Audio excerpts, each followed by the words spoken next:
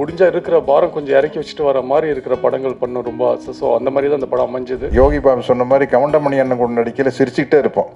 எல்லா வசனத்தை மறந்து அப்புறம் நாங்களே சொந்தமாக வசனம் பேசுறது. கேமராமேன் சாரும் சார் என்னோட ஸ்கின்னுக்கு வந்து இந்த மாதிரி சொல்கிற தப்பு தான் நான்லாம், பட் இருந்தாலும் இந்த கலர் லைட் தான் சார் நல்லா இருக்குன்னு, ஓகே ஒரு 15 மினிட்ஸ் வெயிட் பண்ணுங்க அப்படின்னு சொல்லிட்டு. இப்போ இந்த படம் பெரிய வெற்றி அடைஞ்சுன்னா என்ன ஒரு ஆபத்து இருக்குது தெரியுங்களா? இந்த படம் பெரிய சக்ஸஸ் ஆச்சுன்னா எந்த படத்தினுடைய இசை வெளியீட்டு விழா நடந்தாலும் கரண்ட் ஆஃப் பண்ண சொல்லுவாங்க. இந்த படம் ஓகே சொன்னதுக்கு மெயின் ரீசன் வந்து ஒரு 3 பேர் தான். ஃபர்ஸ்ட் வந்து சத்யராஜ் சார், ஸோ அவர் படம் பண்ணுறாருன்னு சொன்னாங்க. அப்புறம் யோகி பாபு டார்லிங் வந்து பண்ணுறாங்க சொன்னாங்க. அப்புறம் மெயினாக மியூசிக் வந்து இமான் சார் பண்ணுறாங்க அப்படின்னு சொன்னோன்னே இதுக்கு மேலே நான் அவங்களே ஃபில்டர் பண்ணி ரெடியாக தான் வச்சுருப்பாங்க படத்தை. ஸோ நம்ம போய் நடிச்சுட்டு வந்தால் போதும் அப்படின்ற மாதிரி தான் இருந்தது. படம் பார்க்கறதுக்கு வேணா சுலபமாக இருக்குங்க, எடுக்கிறது வந்து பெண்டுகள்ட்டு போங்க.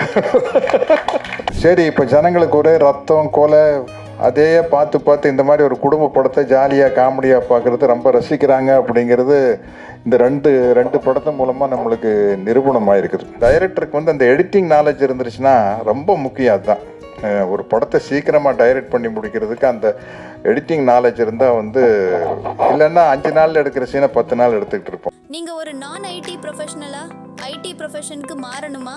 அதுக்கு பெஸ்ட் சாய்ஸ் எலிசியம் அகாடமி. கலையும் தமிழுமாக புதியதோர் உலகம் செய்ய புறப்பட்ட சத்தியத்தின் ராஜா திரு சத்யராஜ் அவர்களை உங்கள் முன் பேச அழைக்கிறோம். பத்திரிகை நண்பர்களுக்கும் கலையுலக நண்பர்களுக்கும் என்னுடைய வணக்கத்தை தெரிவிச்சுக்கிறேன். இன்னைக்கு தான் எனக்கு ஒரு சஸ்பென்ஸ் உடஞ்சிரு. சிங்கம் என்ன சிங்கிளாக தான் இருக்குதா? யோகி பாபு சொன்னதுக்கு அப்புறம் தான் தெரிஞ்சது. சரி, இப்போ இந்த படம் பெரிய வெற்றி அடைஞ்சுன்னா என்ன ஒரு ஆபத்து இருக்குது தெரியுங்களா?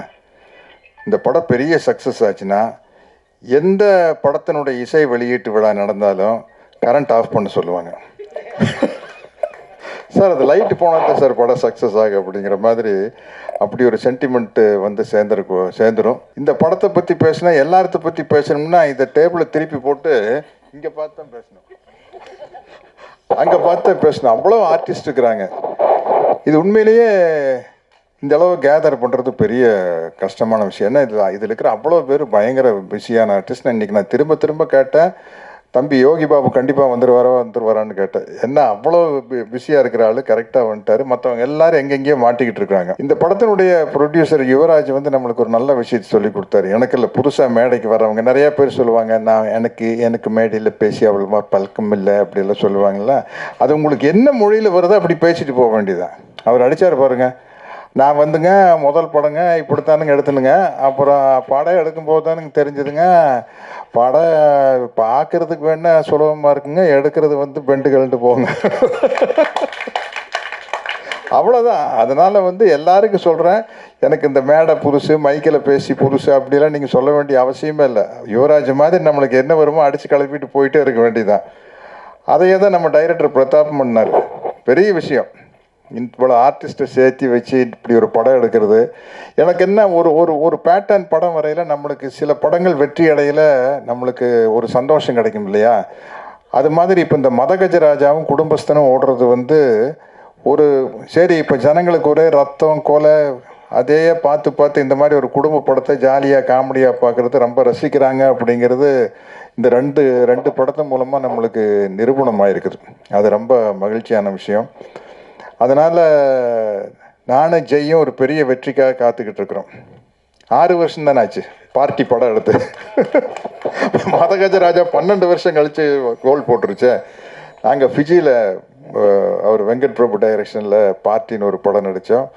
ரொம்ப ஜாலியாக ரொம்ப என்ஜாய் பண்ணி நடித்தோம். அப்படி இருந்தது. அந்த படமும் கூடி சீக்கிரம் வெளியானோம்.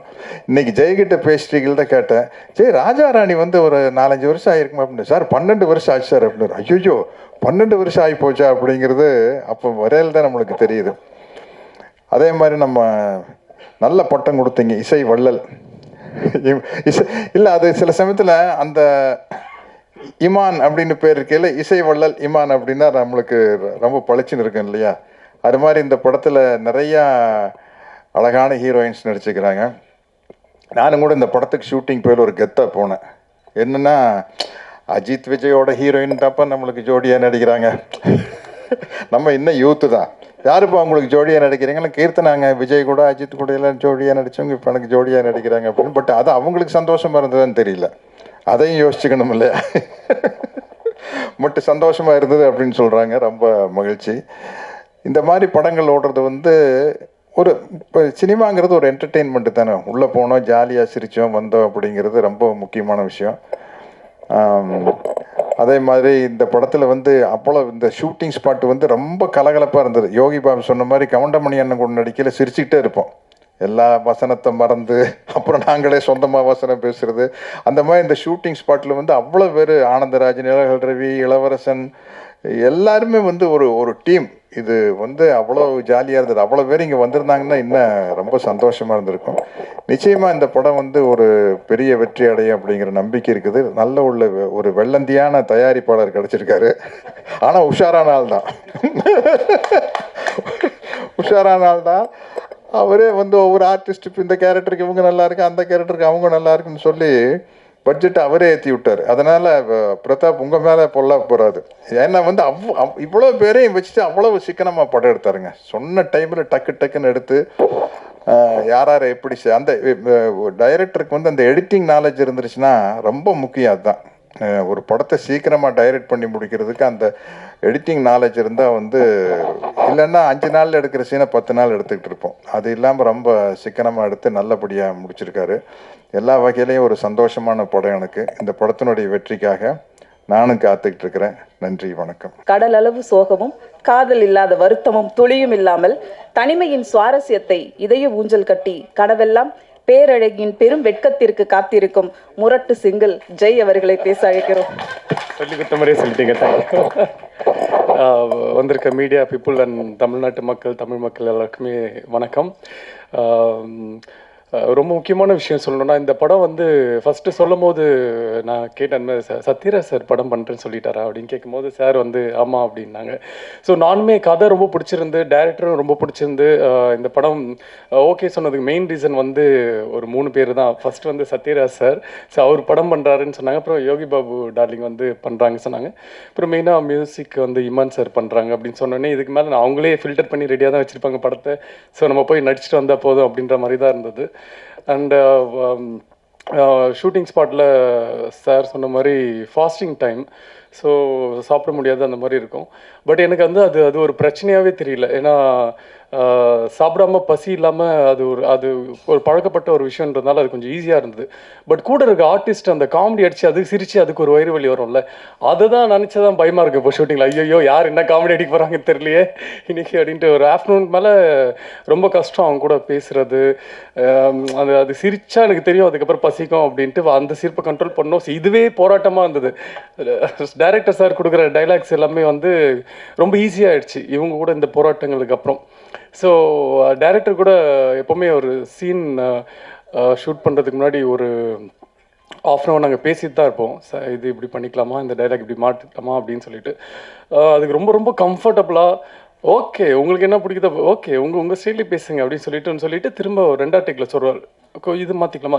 கடைசியில் பார்த்தா அவர் என்ன சொல்லியிருக்காரோ அதுதான் இருக்கும் 3rd டேக்லாம். ஸோ அவ்வளோ அழகாக வந்து அதை நம்ம வழியில் விட்டு அதுக்கப்புறம் அவருக்கு என்ன வேலை வேணுமோன்றது வாங்குவார். அதே மாதிரி தான் கேமராமேன் சாரும், சார் என்னோடய ஸ்கின்னுக்கு வந்து இந்த மாதிரி சொல்கிற தப்பு தான் நான்லாம், பட் இருந்தாலும் இந்த கலர் லைட் தான் சார் நல்லா இருக்குன்னு. ஓகே ஒரு 15 மினிட்ஸ் வெயிட் பண்ணுங்க அப்படின்னு சொல்லிட்டு உடனே லைட்லாம் கொஞ்சம் எனக்காக ஒர்க் பண்ணி மாற்றி இந்த லைட்லேயே போகலாம் அப்படின்னு சொல்லி நான் அது ஃபஸ்ட் டைம் நான் பார்க்குறேன் சார். ரொம்ப ரொம்ப தேங்க்யூ சார். அது நீங்கள் கேட்டோன்னு புரிஞ்சுக்கிட்டு அது உடனே எனக்கு அந்த ஹெல்ப் பண்ணதுக்கு ரொம்ப ரொம்ப நன்றி.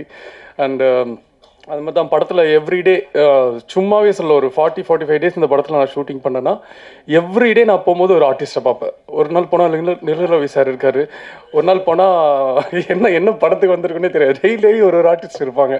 ஸோ அவ்வளோ ஆர்டிஸ்ட் இந்த படத்தில் இருக்காங்க. எல்லாருமே சும்மா ஒரு க்ரௌடு ஒரு கும்பல் அப்படின்றதுக்காக எல்லாமே அவங்க பண்ணியிருக்க ரோல் எல்லாமே அந்த ஆர்டிஸ்ட் பண்ணால் தான் அது அவ்வளோ பர்ஃபெக்டாக இருக்கும் அப்படின்றதுக்காக தெரிஞ்சு தான் ப்ரொடியூசருமே அந்த ஆர்டிஸ்ட்டை சொல்லி டைரக்டுமே அந்த ஆர்டிஸ்ட் வச்சு பண்ணியிருக்காங்க. ஸோ இந்த படம் படத்தை பற்றி நாங்கள் சொல்கிறத விட நீங்கள் பார்த்துட்டு நீங்கள் சொல்லுங்கள். பட் பர்சனலாக கேட்டால் எனக்கு படம் வந்து இந்த மாதிரி படம் இப்போ இருக்கணும். ஏன்னா எல்லாமே கொஞ்சம் பிளட் அந்த மாதிரிலாம் இருக்குது. ஸோ நடுவில் இப்படியும் ஒரு படம் ஃபேமிலியாக ஒரு ஜாலியாக ஒரு சிரிச்சுட்டு தேட்டர் விட்டு வரும்போது எதுவுமே பாரமே இல்லாமல் முடிஞ்சால் இருக்கிற பாரம் கொஞ்சம் இறக்கி வச்சுட்டு வர மாதிரி இருக்கிற படங்கள் பண்ண ரொம்ப ஆசை. ஸோ அந்த மாதிரி தான் இந்த படம் அமைஞ்சது. ஸோ இந்த படம் வந்து என்னன்னா யாருக்குமே இது ஒரு பெரிய ஹிட் ஆகலையோ பட் யாருக்குமே எந்த ஒரு தப்பான பழக்கத்தை இந்த படம் சொல்லி கொடுக்காது. ஸோ ரொம்ப ஒரு முக்கியமான ஒரு படமாக தான் இருக்கும் தமிழில். ஸோ அதனால் எல்லாருமே படம் பார்த்துட்டு எப்படி இருக்குன்னு சொல்லுங்கள். Thank you so much. நீங்கள் ஒரு நான் ஐடி ப்ரொஃபஷனலா ஐடி ப்ரொஃபஷனுக்கு மாறணுமா? அதுக்கு பெஸ்ட் சாய்ஸ் எலிசியம் அகாடமி.